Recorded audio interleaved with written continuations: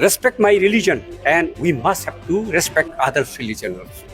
दिनैनि दिनाव जोंनि बर' हारिया बाथौआरिया गौथुम जानानै खावलायनाय लोगो लोगो मोजाङै बुंनाय लोगो लोगोनो दिनै बै बोलि प्रथाखौ गारनानैबो दिनै बिबार बावनायनि बे राहाखौ लानो हमदों। सोरखौबा धुमखि होनानै सोरखौबा नासयनानै जायाखै, बिराद गावनि फिलसफिखौ मोजाङै गोथारै बुंफोरनो हानायावसो बेफोर जाफुंदों। बयहाबो इजिमाव बयहाबो मोन्थाय थाखागोन, सोरबा बबेखौबा गोजोनदों ओंथिबो थायो बेफोरखौ जोङो सानलायनानै मोनसे जोंनिफ्राय माने अनेस्ट आपिल जानांगोन। गुबुन धोरोमखौबो जोङो रेसपेक्ट खालामनो रोंनांगोन। दिनै जों नुबाय दिनै दुलाराय बाथौ बस'नि बानजायनायाव इजमखौ लानानै जे सावरायबाय दा गुबुन गुबुन जिहेतु बर' होननानै बुङोब्ला गुबुन गुबुन धोरोमफ्राव बास्लायनानै दङ, नाथाय बिथांमोना दिनै अबजेक्सन होदों इजम लिरदों, बे बेलायाव नोंथांनिफ्राय मा? बेखौथ' धोरोमनि बेलायाव बयहाबोथ' मोन्थाय थानाया थायो। दा जों उन्दैनिफ्रायनो जेखौ जोङो गावखौ जोङो बिमा बिफाया बाथौ जिमखौ खालामबोदोंमोनब्ला आरो बै समावबो आंहा गोसो दं, आं बाथौखौ लिरदोंमोन। आं दय आंनिया बिबुंथि बेखौनो होनदों जे जोंनि भारत हादरनि संबिजिदा बयखौबो मोनसे मोन्थाय होनाया होदों।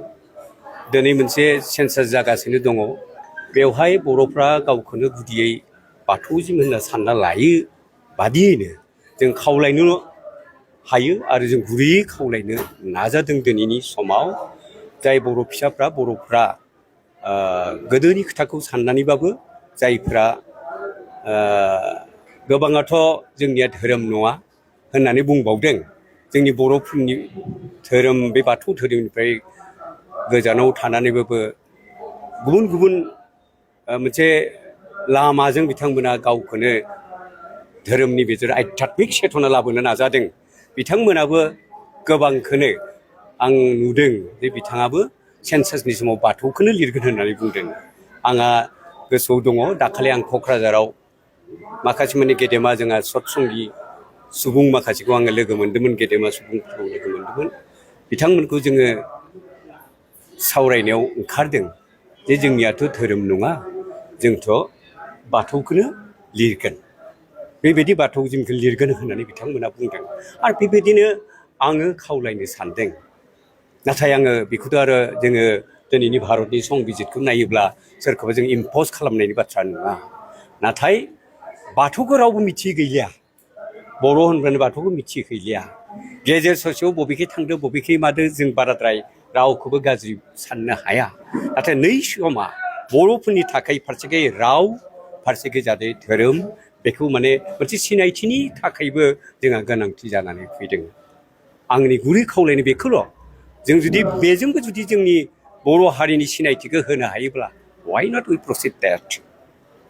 नाथाय गोबाङानो गोबां लामाजों बिथांमोना बे आध्यात्मिक लाइनखौ बिथांमोना खालामदों।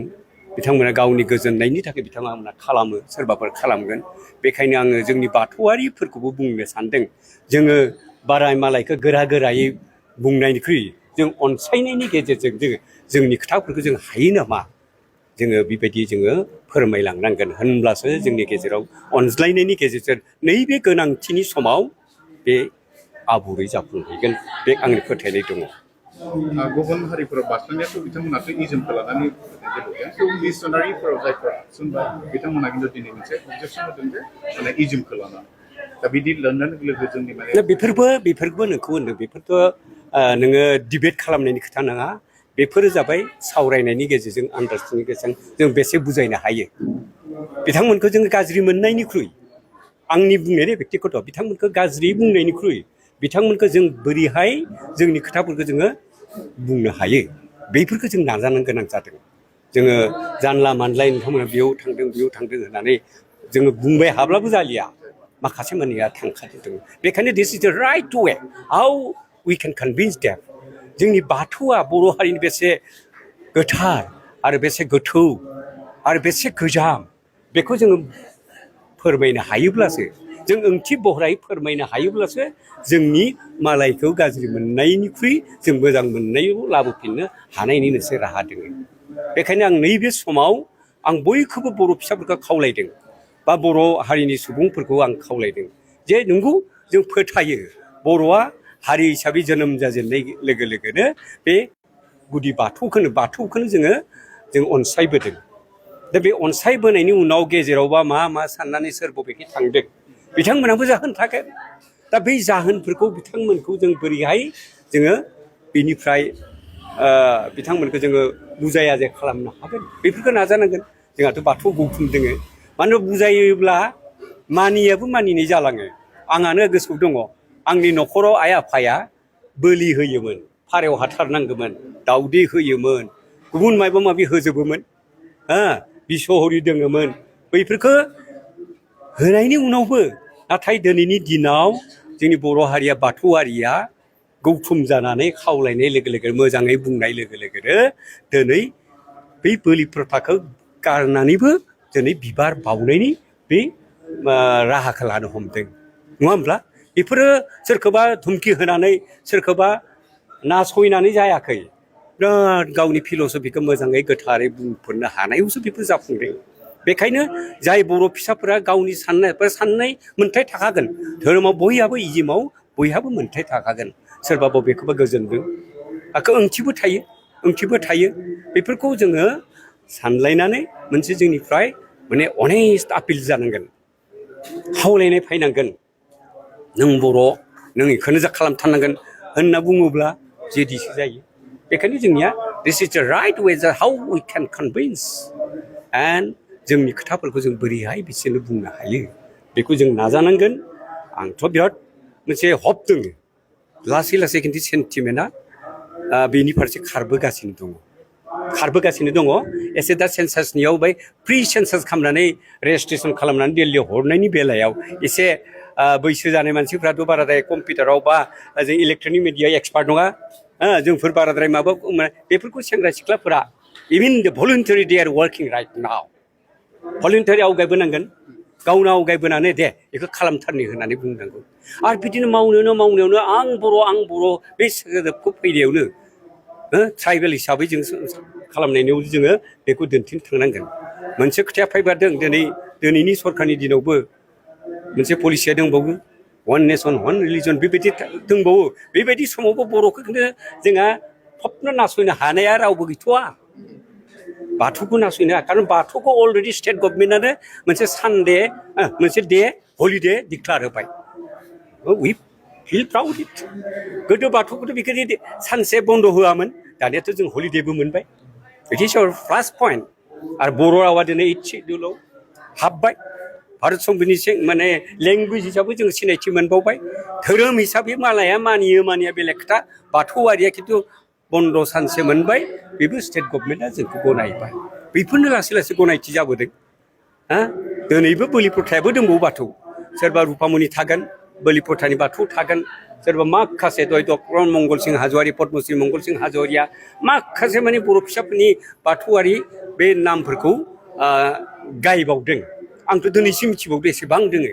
दा होमब्ला बैफोरबो बे लानजायनि खोथाखौ माने एडजेक्टिभबो बुङालासेनो बाथौजिम होननोथ' हायोना। बोलि बाथौआरियाबो बाथौआरि होनना बुङोब्ला, सोरबा रुपामनियाबो जुदि बाथौआरिखौ सानोब्ला बिथांमोनाबो निस्सय लिरगोन होननानै आंहा फोथायनाय दङ। सतसेंगियाबो जुदि बाथौजिमखौ लिरोब्ला, बिथांमोना जुदि संकरियाबो सोरबा बर' फिसा संकरि हाबदोंबाबो, हाबनायालाय हाबनो हायो, बिथांमोना राइट दोङो। बिसोरबो जुदि लास्टाव बाथौआरिजिमखौ लिरोब्ला जोंहाथ' बांबोगासिनो दङ। दा बिदिनो आं बेखायनो होनदों माने गुबुन धोरोमखौबो जोङो रेसपेक्ट खालामनो रोंनांगोन। लर्ड बुद्ध बायदिया बुंदों लाभ इज लाभ, लाभ इज कनकार्ड बाय लाभ, लाभ इज नट कनकार्ड बाय हेट्रेड। मुगैनायजों जेबो जाया, मालायखौ मुगैना। I respect my religion and we must have to respect others' religion also. बै फिल'सफिखौबो जों लानांगोन, होमब्ला जोंनि रिलिजनखौबो रेसपेक्ट खालामगोन। आंहा गोसोआव दोङो दिनै आं खैराबारियाव थाङोब्ला लोमस्राव फंबायनियाव दा मन्थ्रि जाना दङ बिटिसिनि EM। लोमस्रावनियाव थाङोब्ला बै हिरिम्बा बाथौ थानसालि बै एरियाखौ आं थांबाय हायो बेहाय। आं बेयाव नुहैदों दिनै बे थानसालियाव गुबुन हारिनि सुबुंफोराबो दिनै खुलुमो दिनै।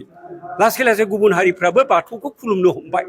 बेथ' जोंनि थाखाय बिराद प्लास पइन्ट नङा होमबा आरो बेल' नङा बैयो बक्स मोनसे डनेसन बक्स दोङो मोनसे डनेसन बक्स दोङो बे बक्सआव आङो लोमस्रावखौ सोंदोंमोन ओइ नोंसिनि बे बक्सआव फैसाफोर हाबहोनो हाबालाय होनना बुंदोंमोन आं बाथौनि नामाव है दादा सानसेयावनो अबा 20,000बो हाबो 30,000बो हाबो बेबायदि जादों जोंनि बर'आल' बिखौ होआखैना आंथ' गुबुनारिखौबो एकदम सारि मेख्ला गानग्रा बर'आव गुबुनारिफोरखौ फैनानै बेखौ बे हाबनायखौ आं नुदों बेबायदिनो जोंहा लासै लासै आवगायलांगासिनो दोङो माथ्र गोसोआव जोङो दाद भाबै जोङो फोथायनायखौ लानांगोन नाथाय आं खावलायो बयखौबो जों मुगैनाङा रावखौबो मुगैनाङा गासै सासे सासे फैगासिनो दङ गुबुन धोरोमनि मानसियाबो लासै लासै बाथौ धोरोमा बाथौ मोनबा गोथौ गुबुनारि सासेखौ दाख्लै आं जेबोला बुंदोंमोन ओइ पन्चतन्त्र तुहूते जितु पन्चतन्त्र কৈছা এই বঁটা এই বায়ু কথা যে মাটি বাৰী কথা